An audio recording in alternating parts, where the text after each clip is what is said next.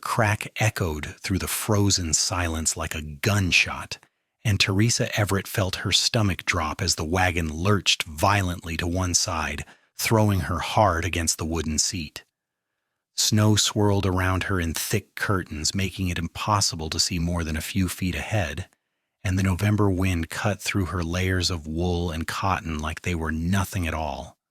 She pulled hard on the reins, trying to steady the two horses as they whinnied in confusion, their breath creating clouds of steam in the bitter cold.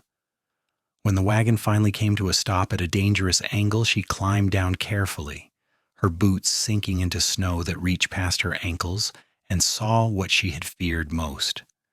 The rear axle had snapped clean through, leaving the wagon tilted at an angle that would make it impossible to continue.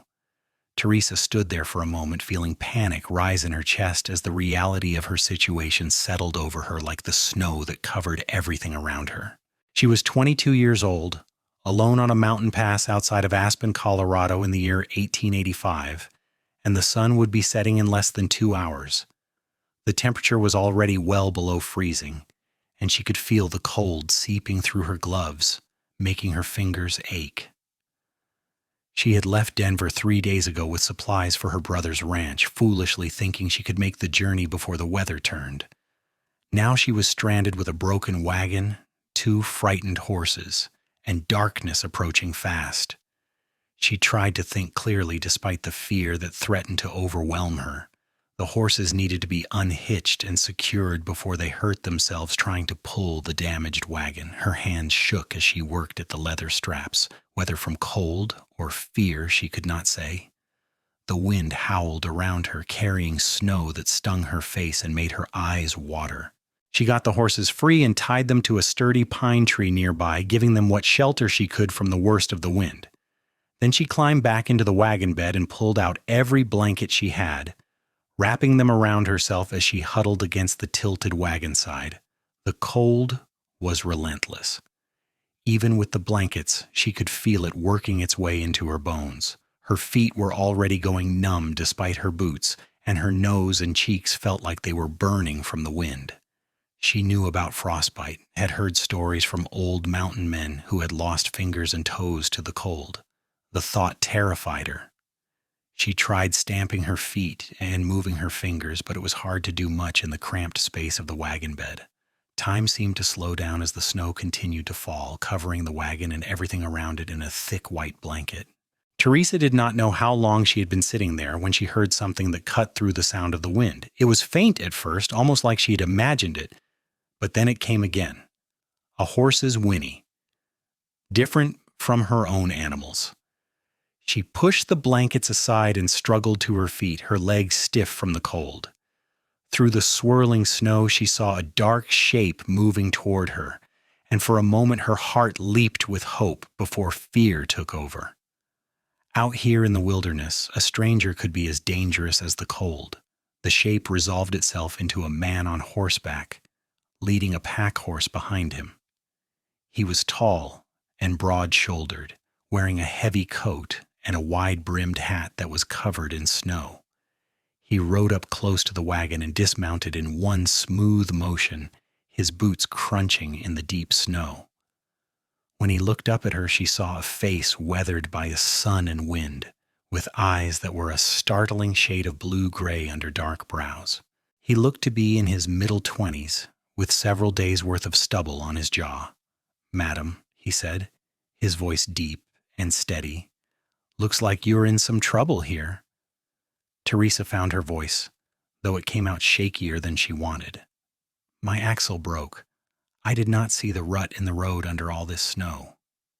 He nodded and moved to examine the damage, crouching down to get a better look at the broken axle. The wind whipped at his coat, but he seemed unbothered by the cold. After a moment, he stood up and looked at her with an expression that was hard to read. "When did this happen?" "About an hour ago, I think. Maybe longer. I cannot tell anymore." Her teeth were starting to chatter, and she wrapped the blankets tighter around herself. He moved closer, and she could see concern in his eyes as he looked at her face. "Your cheeks are too white. That is the start of frostbite. We need to get you warm, and fast." Then I will fix your wagon." "You can fix it?" Hope surged through her. "I can, but not while you're freezing to death. Come on." He moved to his pack horse and began pulling out supplies with practiced efficiency. Within minutes, he had cleared a space under a rocky overhang that offered some protection from the wind and started building a fire. Theresa watched in amazement as he got the flames going despite the wet wood and harsh conditions. He must have carried dry kindling in his pack, she realized. "Get close to the fire," he ordered, his tone leaving no room for argument. "Not too close, though. If you warm up too fast, it will hurt worse and could damage the tissue. Just let the heat reach you gradually." Theresa moved to the fire, feeling the blessed warmth start to penetrate the layers of cold that had settled into her body. The man worked around her, setting up a makeshift shelter using a canvas tarp stretched between the rocks and some nearby trees. His movements were sure and economical, like someone who had done this many times before. When he was satisfied that she had some protection from the elements, he knelt by the fire across from her and pulled off his gloves. "Name is Pierce Peterson," he said. "I have a ranch about 15 miles from here. Was heading back from Leadville with supplies when I saw your wagon tracks heading up into the storm. Figured whoever made them might need help when the weather turned bad."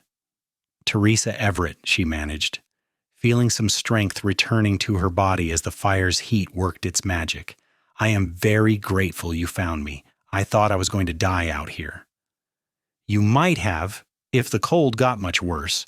But you did the right things, unhitching your horses and getting under cover. A lot of people panic and make poor choices." He reached into his coat and pulled out a flask, unscrewing the cap and holding it out to her. "Take a sip of this. Just one. It will help warm you from the inside." She took the flask and tasted the whiskey inside, feeling it burn a path down her throat and into her stomach. The warmth spread through her chest, and she felt her shivering ease a little. She handed it back to him, and he took a drink himself before putting it away.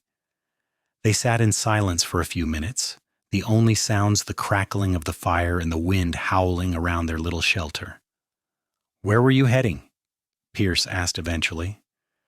"My brother's ranch, about 30 miles north of Aspen. He has a spread up in the valley near the Roaring Fork River.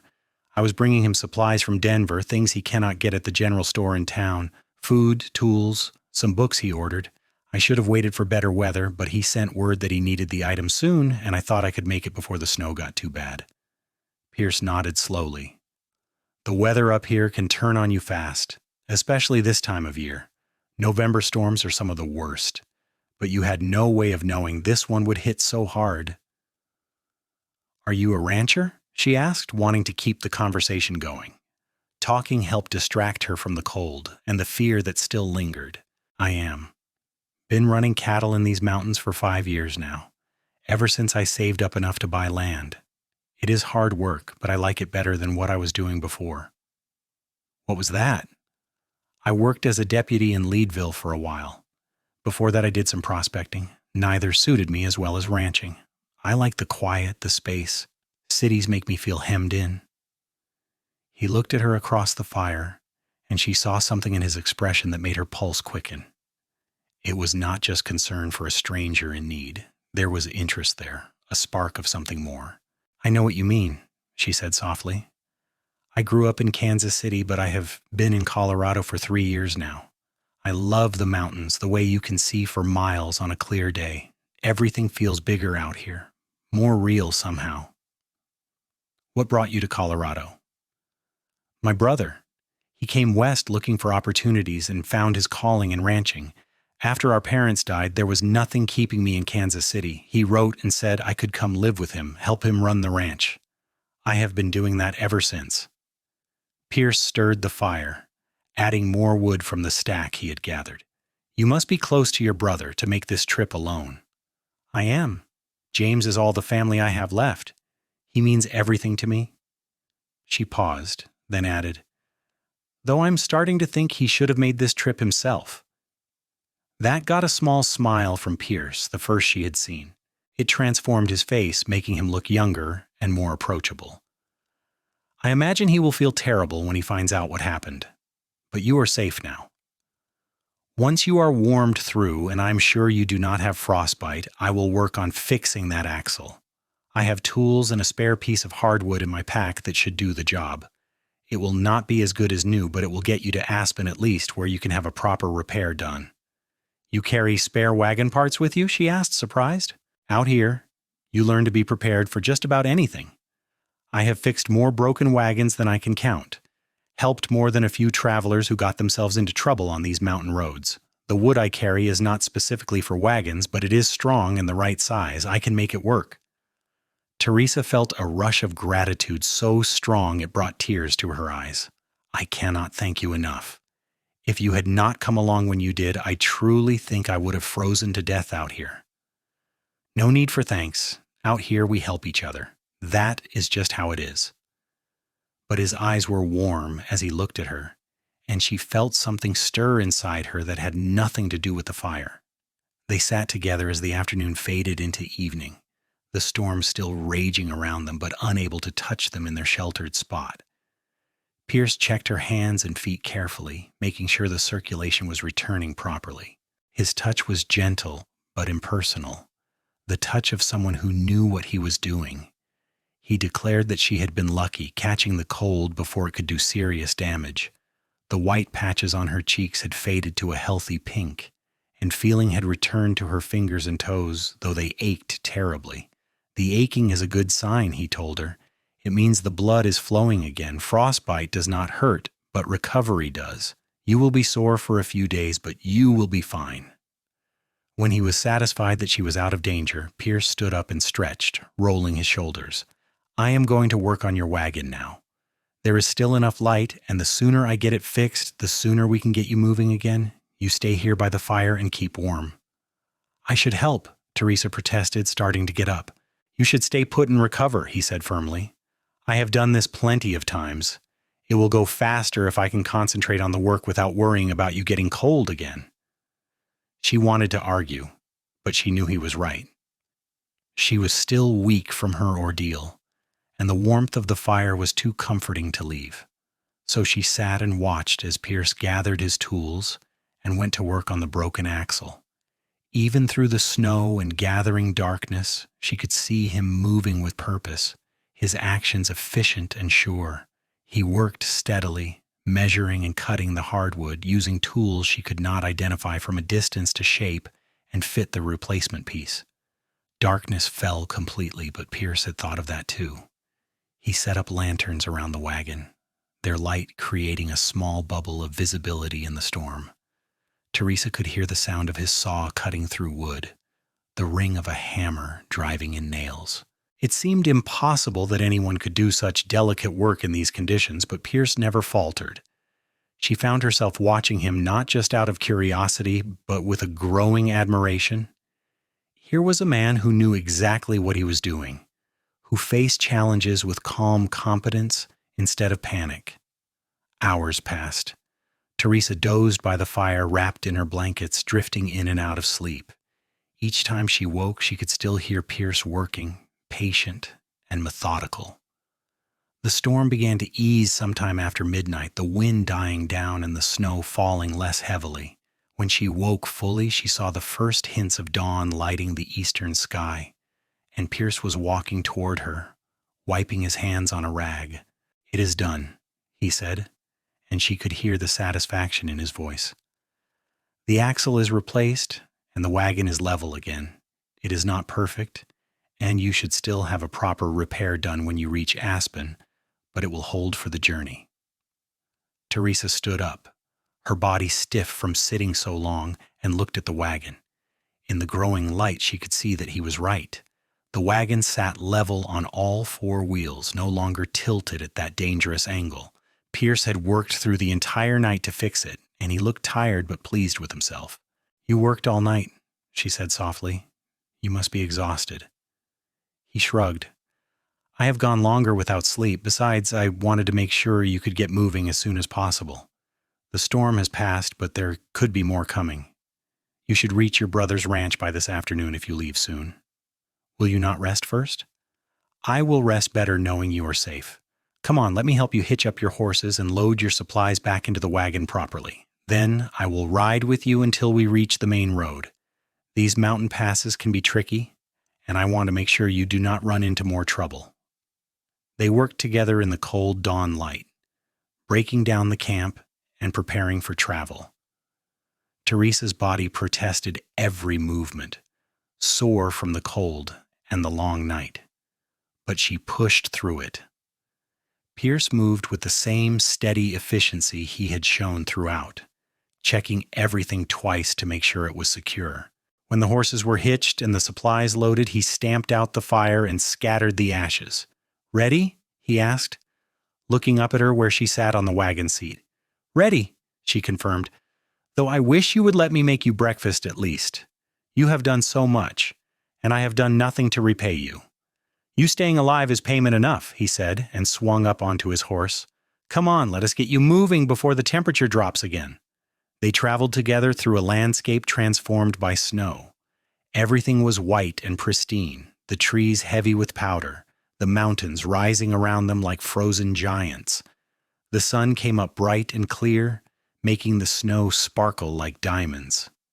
Despite the cold, it was beautiful, and Theresa found herself grateful to be alive to see it.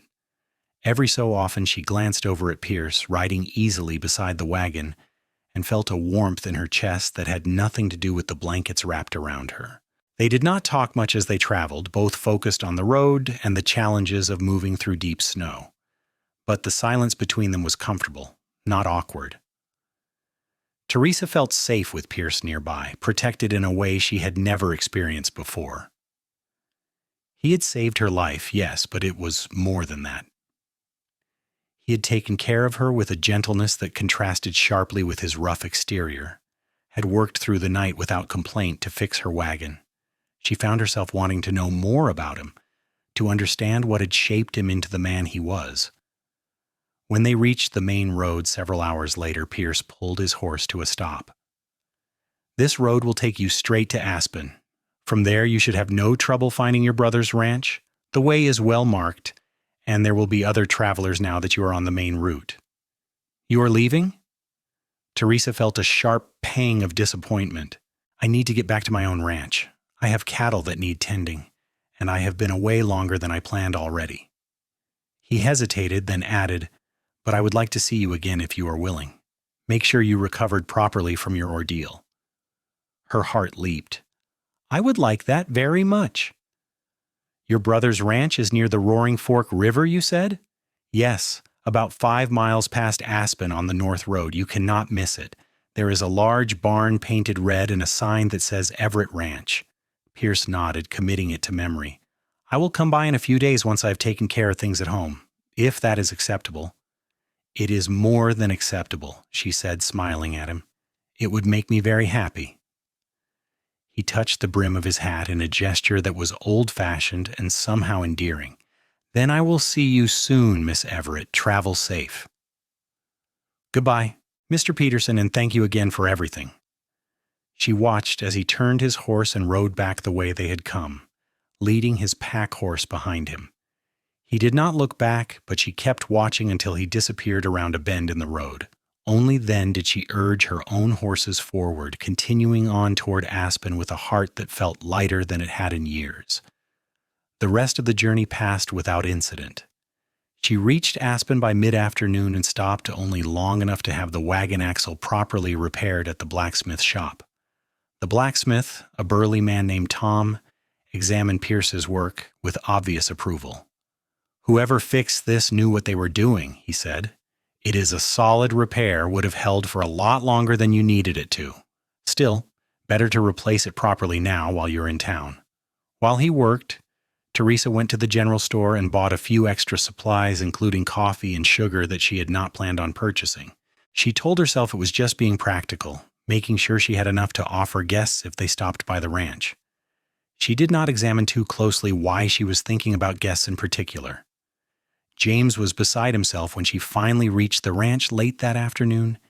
He came running out of the house when he heard the wagon, his face a mixture of relief and worry. He was 26 years old, tall and lean like their father had been, with the same dark hair and brown eyes that Theresa had inherited. "Where have you been?" he demanded, grabbing the horses' bridles. "I expected you yesterday. I was about to ride out looking for you, but the storm was too bad. I have been worried sick." Theresa climbed down from the wagon, her body protesting the movement after so many hours of travel. "My axle broke in the storm yesterday. I was stranded on the mountain pass until a rancher named Pierce Peterson found me and fixed it." James's face went pale. "You were stranded in that storm. Theresa, you could have died." "I know, but I did not, thanks to Pierce. He saved my life, James. He found me before the frostbite set in, built me a fire, worked all night to repair the wagon. If he had not come along when he did—" She trailed off, not wanting to finish that sentence. Her brother pulled her into a fierce hug, holding her tight. "I am so sorry. I should never have asked you to make this trip. I should have gone to Denver myself." "You could not leave the ranch, not with winter coming on, and I wanted to help. I just got unlucky with the weather."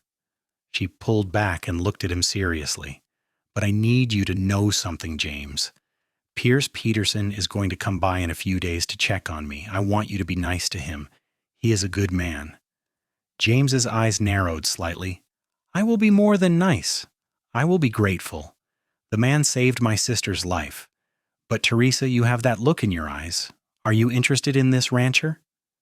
She felt heat rise in her cheeks. "I barely know him.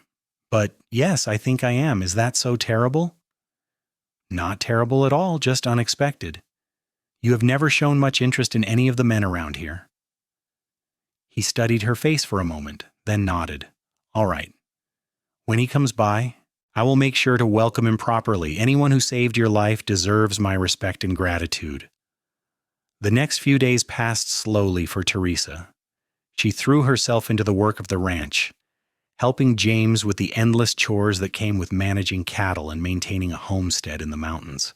They fed the animals, repaired fences, chopped wood for the winter, and did 100 other tasks that needed doing. The physical labor helped distract her from the way her mind kept drifting back to Pierce, wondering when he would come, if he would come at all. She told herself she was being foolish. They had spent less than a day together, most of it in a crisis situation. She knew almost nothing about him beyond his name and his occupation, but she could not stop thinking about the calm way he had handled everything, the gentleness in his hands when he checked her for frostbite, the way his eyes had looked in the firelight. She had never felt this way about anyone before, this immediate and powerful attraction. It scared her a little, but it excited her more. On the third day after her arrival, Theresa was in the barn feeding the chickens when she heard James call out a greeting. Her heart started to pound as she set down the feed bucket and walked out into the afternoon sunlight. Pierce was there, sitting astride his horse and talking to James.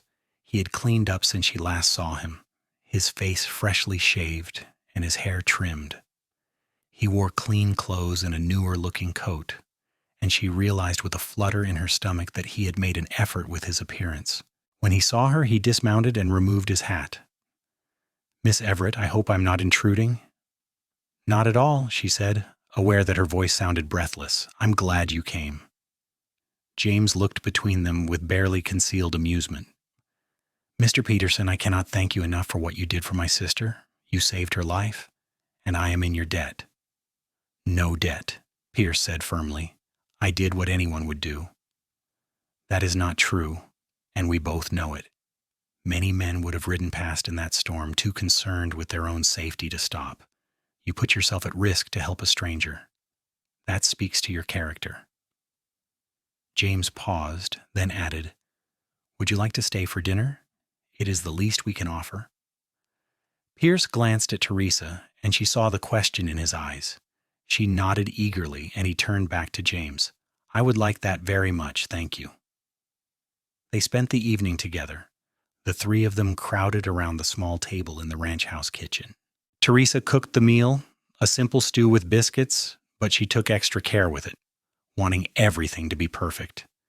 The conversation flowed easily, James and Pierce discovering that they had much in common despite their different backgrounds. They talked about ranching, about the challenges of making a living in the mountains, about the changes coming to Colorado as more settlers arrived and the old ways began to fade.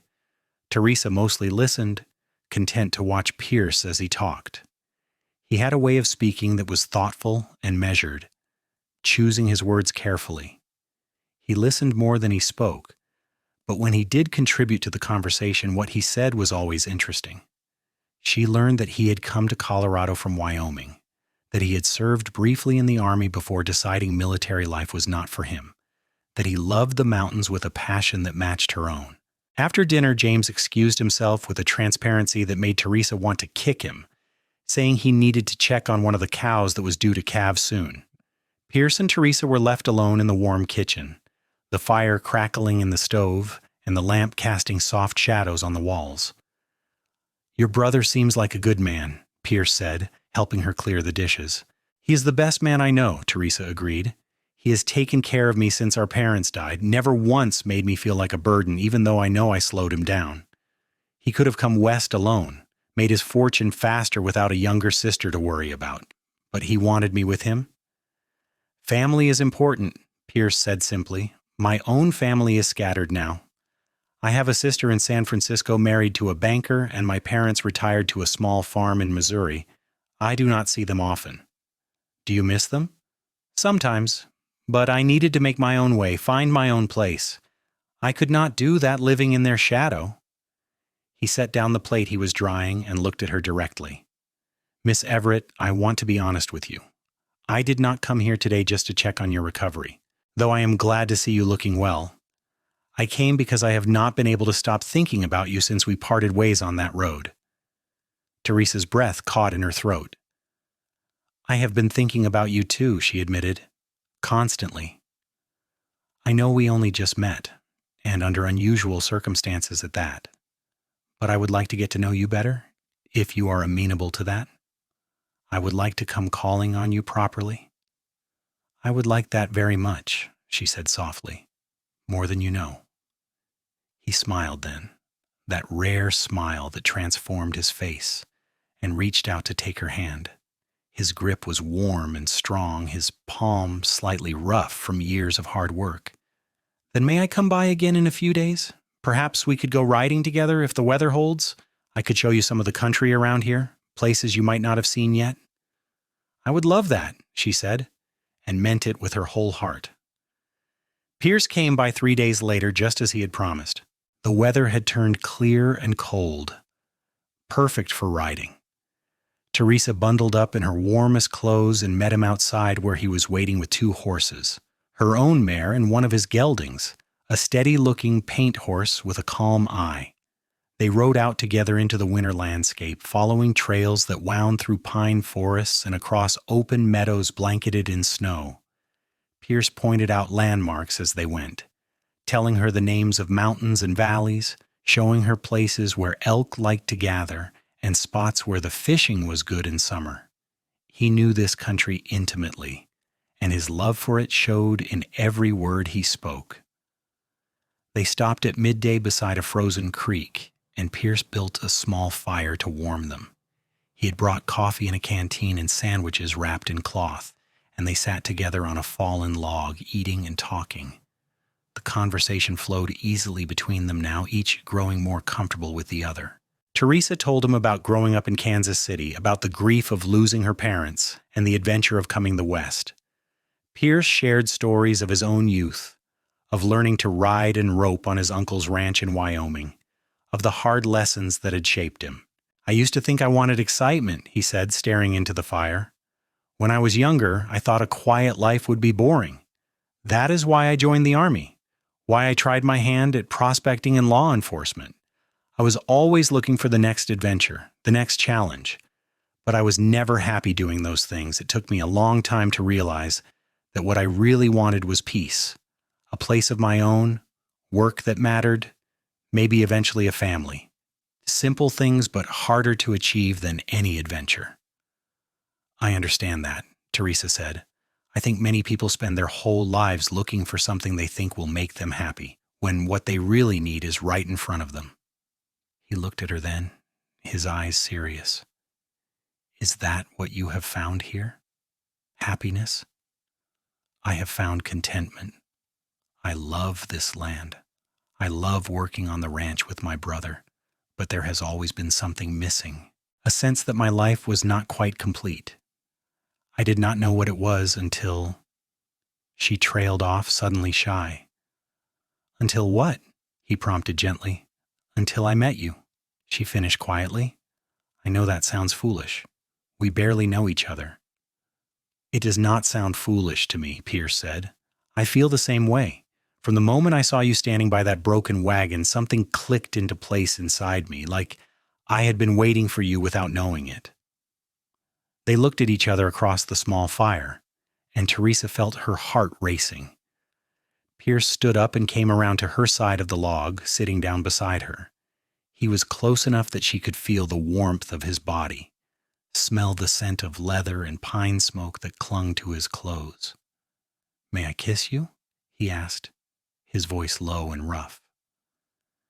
"Yes," she whispered. He cupped her face in his hands, his touch gentle despite the calloused roughness of his palms.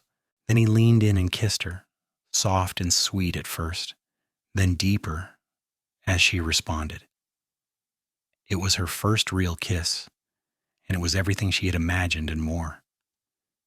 Heat flooded through her body, chasing away the cold, and she felt like she was falling and flying at the same time. When they finally pulled apart, both of them were breathing hard. "I have wanted to do that since the moment I saw you," Pierce said, resting his forehead against hers. "I am glad you did," she said, smiling, "though I wish you had done it sooner." That made him laugh, a sound she was coming to treasure because it was so rare. They sat together by the fire for a long time, holding hands and talking about everything and nothing. The afternoon slipped away, and eventually Pierce said regretfully that they should head back before it got too dark and cold. The ride home seemed to pass in no time at all. When they reached the ranch, James was waiting outside, and he took one look at their faces and grinned knowingly. Pierce helped Theresa dismount, his hands lingering on her waist a moment longer than necessary. "May I come by again tomorrow?" he asked. "You may come by any time you like," she assured him. He kissed her once more, brief but intense, then mounted his horse and rode away. Theresa stood watching until he was out of sight, aware of James standing beside her. "You are falling in love with him," her brother said. It was not a question. "I think I already have fallen," she admitted. "Is that crazy? It has only been a week since we met." "Sometimes the best things happen fast," James said, putting an arm around her shoulders. "I like him, Theresa. He is steady and honest, and it is clear he cares about you. If this is what you want, you have my blessing." "Thank you," she said, leaning into her brother's side. "That means everything to me." Pierce came by every day after that. Sometimes he would arrive in the morning and spend the day helping James with ranch work, refusing any payment and saying it was his pleasure. Other times he would come in the evening, and he and Theresa would sit by the fire talking long into the night. They took more rides together, exploring the country around both ranches, and Theresa learned to love the land even more seeing it through Pierce's eyes.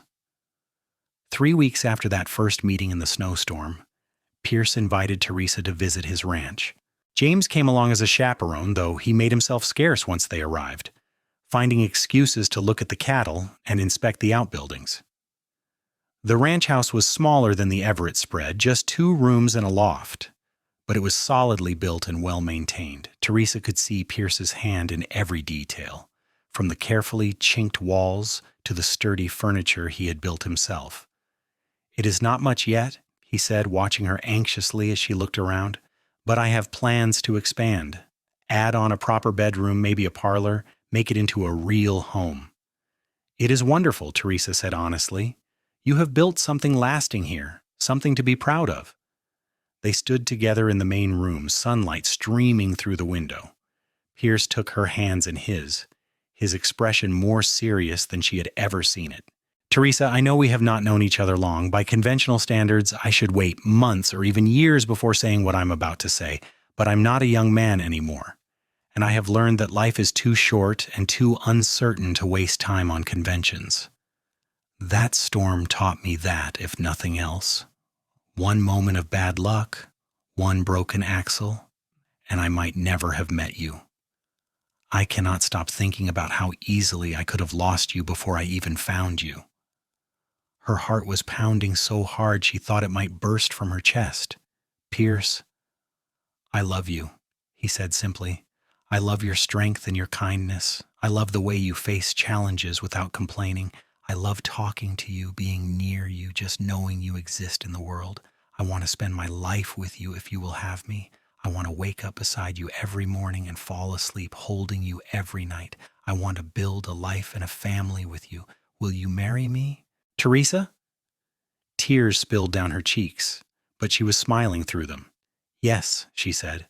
"Yes, of course I will marry you. I love you too, Pierce. I think I have loved you since that moment by the fire when you were so gentle checking my hands for frostbite. I have never felt this way about anyone. Never imagined I could feel this way. You are everything I did not know I was looking for." He pulled her into his arms and kissed her deeply, and she melted into him, feeling like she had finally come home. When they finally broke apart, both of them were laughing and crying at the same time. James appeared in the doorway, having obviously been lurking nearby, and grinned at them. "So I heard shouting. Should I assume congratulations are in order?" "We are getting married," Theresa said, her voice filled with joy. "Pierce asked me to marry him, and I said yes." James crossed the room in 3 long strides and pulled Pierce into a hard embrace, clapping him on the back. "Welcome to the family, brother. You take good care of her, you hear me?" "With my life," Pierce promised. They were married 6 weeks later in Aspen, in the small church that served the community. It was a simple ceremony attended by James and a few of Pierce's friends from town. Theresa wore a dress she had made herself from blue wool, practical but pretty, and Pierce wore his best suit with a string tie.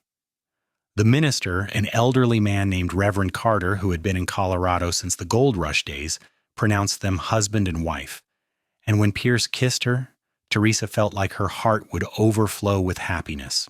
They had a wedding supper at the hotel in Aspen, just the small party of them, with good food and better company. James made a toast that had everyone laughing and Theresa crying happy tears.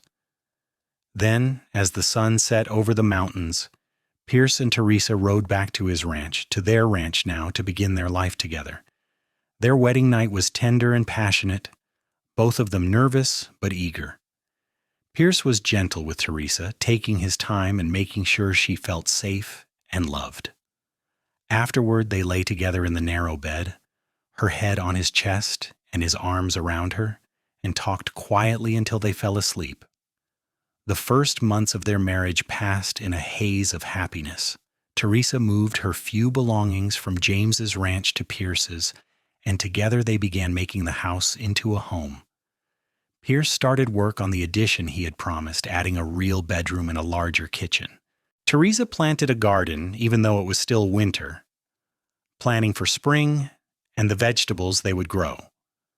Life on the ranch was hard work, but Theresa had never been afraid of that. She and Pierce worked side by side, caring for the cattle, maintaining the property, preparing for the harsh winter that still had months to run. They fell into an easy rhythm, each anticipating the other's needs, working together as a team. In the evenings, they would sit by the fire, and Pierce would read aloud from books while Theresa sewed or mended. Sometimes they would just talk, sharing their thoughts and dreams for the future. James visited often, and Theresa was grateful that her brother and her husband got along so well. The 2 men would work together on larger projects, helping each other with tasks that were too big for one person. James seemed genuinely happy for them, though Theresa sometimes caught a wistful look in his eyes. She hoped he would find his own happiness someday, someone to share his life with the way she had found Pierce. Winter slowly gave way to spring, the snow melting from the valleys, and the first green shoots appearing in the meadows. Theresa's garden began to flourish, and she spent hours tending the vegetables and herbs she had planted. Pierce finished the addition to the house, and they celebrated by having James over for dinner in their new, larger kitchen. It was in early summer that Theresa realized she was pregnant.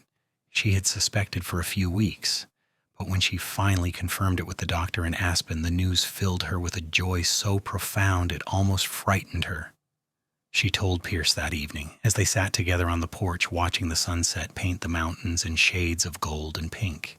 "I am going to have a baby," she said, taking his hand and placing it on her still flat stomach. "Our baby." Pierce's face went through a series of emotions so quickly she almost laughed. Shock, followed by disbelief, then dawning wonder, and finally pure joy. "A baby? We're going to have a baby?" "Yes," she confirmed, smiling at him. "In about 7 months, if the doctor is correct. Are you happy?" "Happy?" He pulled her into his lap, holding her tight. "Theresa, I am beyond happy. I am terrified and thrilled and grateful all at once. A baby. Our child." He kissed her softly, then pulled back to look at her seriously. "You're feeling all right? The doctor said everything is well?" "Everything is perfect. I am healthy. The baby is healthy. We just need to be patient and let nature take its course." They told James the next day, and he whooped with delight and spun Theresa around until she was dizzy and laughing. "I am going to be an uncle. This is wonderful news, the best news." The pregnancy progressed smoothly through the summer and into fall. Theresa continued working on the ranch as long as she could, though Pierce became increasingly protective as her belly grew. He worried constantly, fussing over her in a way that was both annoying and endearing. She tolerated it because she knew it came from love, from the same deep caring that had made him stop to help a stranger in a snowstorm.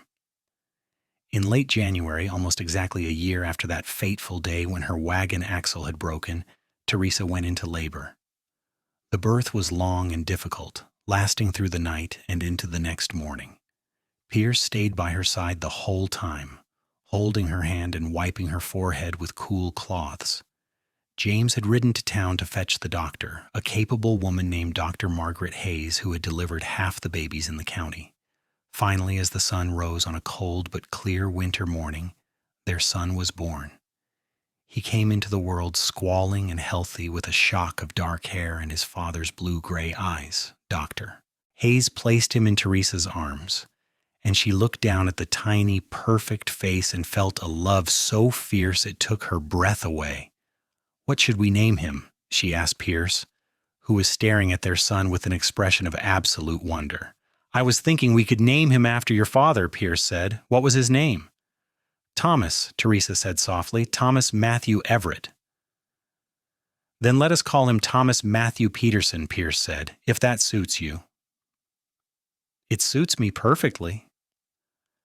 Little Thomas thrived, growing strong and healthy through the remainder of the winter. The household adjusted to the new rhythm of life with a baby, the late-night feedings and the constant vigilance, the wonder of watching this tiny person grow and change each day. Pierce proved to be a devoted father, spending every moment he could with his son, marveling at each new development.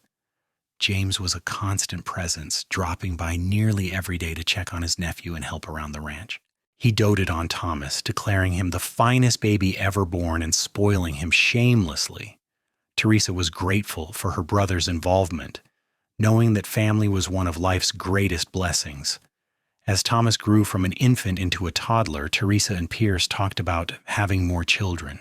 They both wanted a large family, wanted Thomas to have siblings to grow up with. When Thomas was 2 years old, Theresa became pregnant again, and this time she gave birth to a daughter they named Patricia Rose.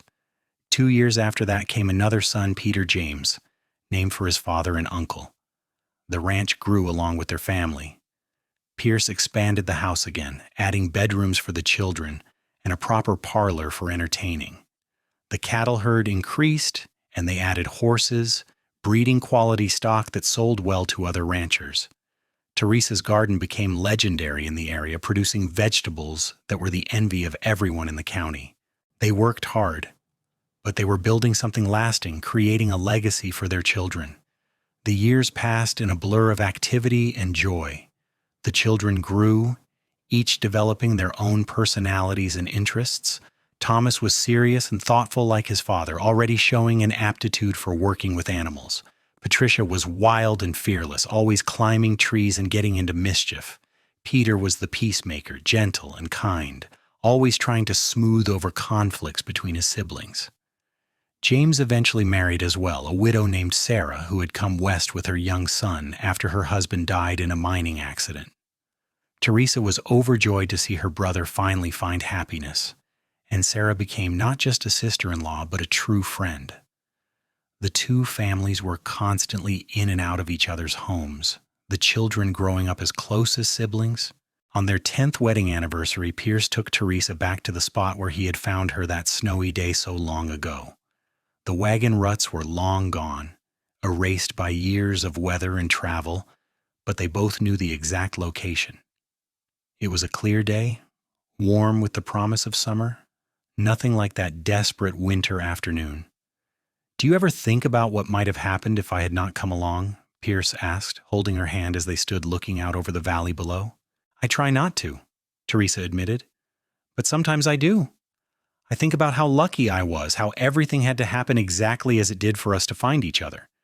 If the storm had hit an hour earlier or later, if you had taken a different route, if my axle had held for just a few more miles, we might never have met."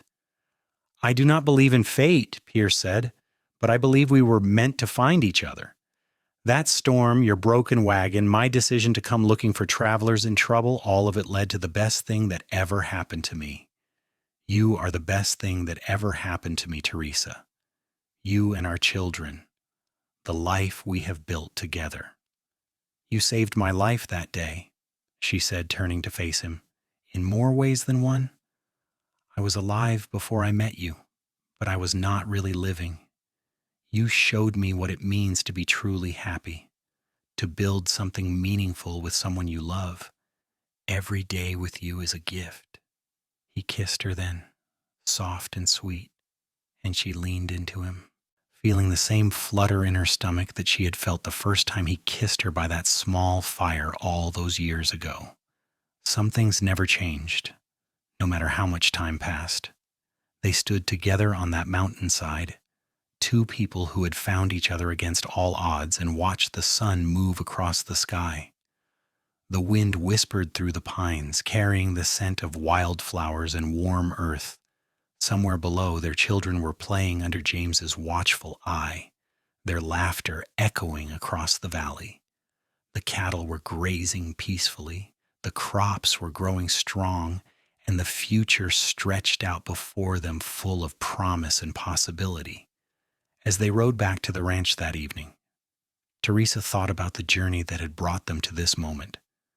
A broken axle in a snowstorm had seemed like a disaster at the time, a stroke of terrible luck that could have ended her life. But it had actually been the beginning of everything good in her world. It had brought her Pierce, had given her a love she had never imagined possible, had created the family and the home she had always dreamed of without knowing it. That night, after the children were asleep and the house was quiet, Theresa and Pierce sat together on the porch as they did most evenings. The stars were bright overhead, the air cool and fresh. Pierce had his arm around her shoulders, and she leaned into his warmth, perfectly content. "I have been thinking," Pierce said, "we should write down our story, how we met, for the children, so they will always know." "That is a wonderful idea," Theresa agreed, "though I think they already know. We have told them often enough. Still, it would be good to have it written down. Thomas is already asking questions about how people fall in love, what it feels like. I want him to know that sometimes the worst moments in life can lead to the best ones. That love can find you when you least expect it, in the middle of a snowstorm on a mountain pass. Or at the end of a broken axle," Theresa added with a smile. "Or at the end of a broken axle," Pierce agreed, kissing the top of her head. They sat together in comfortable silence, listening to the sounds of the night. An owl hooted somewhere in the distance, and a coyote answered from another direction. The cattle shifted in their pen, settling down for the night. Inside the house, one of the children cried out briefly in their sleep, then quieted. All the sounds of home, of family, of a life well lived. Years continued to pass, bringing both joys and sorrows as all lives do. They lost Thomas's first calf to a mountain lion, and the whole family mourned. Patricia broke her arm falling from a tree, and Pierce nearly went gray with worry before Dr. Hayes assured them she would be fine. Peter caught a bad fever one winter that had them all frightened, but he pulled through stronger than before. But the joys far outweighed the sorrows. They watched their children grow into capable, confident young people. Thomas developed into a skilled rancher, already talking about starting his own spread someday. Patricia showed an unexpected talent for training horses, gentling the wildest mustangs with patience and understanding. Peter discovered a love of books and learning, and Pierce and Theresa began planning to send him to college in Denver when he was old enough. Theresa gave birth to 2 more children, twin daughters they named Theresa May and Tess Marie, much to everyone's amusement at the similar names. The twins were inseparable from birth, finishing each other's sentences and seeming to communicate without words. They kept the whole household on their toes with their energy and mischief. James and Sarah had 3 more children of their own, and the ranch next door became a mirror of the Peterson spread, full of life and laughter. The cousins grew up together more like siblings than extended family. Summer evenings often found both families gathered together, the children playing while the adults talked and planned for the future. When Thomas turned 20, he announced that he wanted to start his own ranch further up in the mountains. Pierce and Theresa had known this day was coming, but it still hurt to think of their eldest leaving. They helped him find good land, lent him money to get started, and watched with pride and sadness as he built his own home and began his own herd. But Thomas did not go far, just a day's ride away, and he visited often. He brought with him a young woman named Emma, a neighbor's daughter he had been courting in secret for months. The wedding was held at the Peterson Ranch, with the whole community in attendance. Theresa cried through the entire ceremony, torn between joy at her son's happiness and sadness that her baby was grown and starting his own family. Patricia married at 22, choosing a horse trainer from Leadville who shared her passion for working with difficult animals. They moved to his family's ranch, but they too stayed close, visiting regularly and bringing their own children to meet their grandparents as they arrived. Peter did go to college in Denver, just as they had planned. He studied law and came back to Aspen to open a practice, becoming one of the most respected attorneys in the region. He never married, preferring his books and his work to family life, but he was a devoted uncle to his nieces and nephews and a constant presence in Theresa and Pierce's life. The twins were the last to leave home, and they left together, as they did everything. They moved to California to open a dress shop, using skills Theresa had taught them and designs that were entirely their own. It was the hardest departure for Theresa, seeing her youngest children head so far away, but their letters came regularly, full of news and excitement about their new adventure. And then suddenly it was just Theresa and Pierce again, alone in the house that had been so full of children and chaos for so many years. The silence was strange at first, almost uncomfortable, but they adjusted, rediscovering each other without the constant demands of child-rearing. They took long rides together just as they had in those early days of courtship. They sat up late talking, sharing thoughts and dreams without interruption. They traveled a little, visiting their scattered children and seeing parts of the country they had never explored before. On their 30th wedding anniversary, their children threw them a party at the ranch. Everyone came, even the twins traveling all the way from California. There were grandchildren running everywhere, 14 in total, with more on the way. The house and yard were full of people, laughter, and love. As the sun set and the party wound down, Pierce pulled Theresa aside. "Let us take a walk," he suggested. They walked down to the creek that ran through their property. Following a path they had walked thousands of times over the years, the evening was warm and peaceful, the sky turning shades of orange and purple. When they reached their favorite spot, a flat rock by the water's edge, they sat down together. 30 years, Pierce said, shaking his head in wonder. "Sometimes it feels like we just got married yesterday. Other times, I cannot remember what my life was like before you." "I know what you mean," Theresa said, leaning against his shoulder. "We have built such a life together, Pierce. Look at all we have accomplished. 5 children, all grown and happy, 14 grandchildren and counting, 2 successful ranches, a legacy that will last long after we are gone. And none of it would have happened if your wagon axle had not broken in that snowstorm, Pierce said. Strange to think that a disaster brought us together. It was not a disaster, Theresa said firmly. It was the best thing that ever happened to me.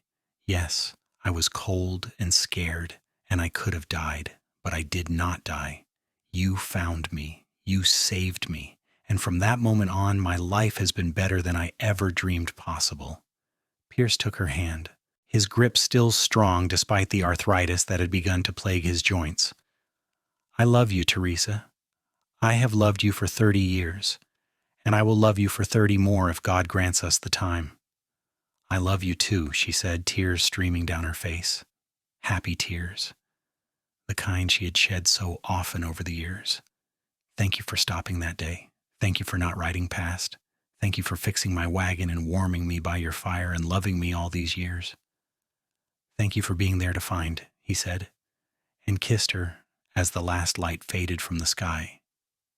They sat by the creek until the stars came out, holding hands and listening to the water flow past.